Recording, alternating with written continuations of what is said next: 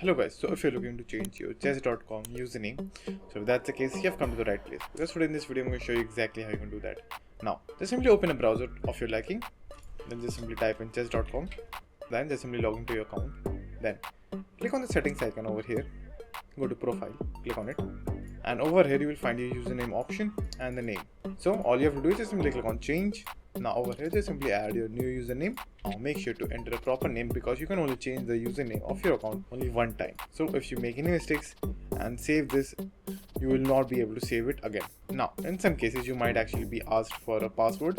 So all you have to do is just simply enter your new username and your password, and after that just simply hit save. And if your username is already existed, it will show you over here. So you can change the username over here.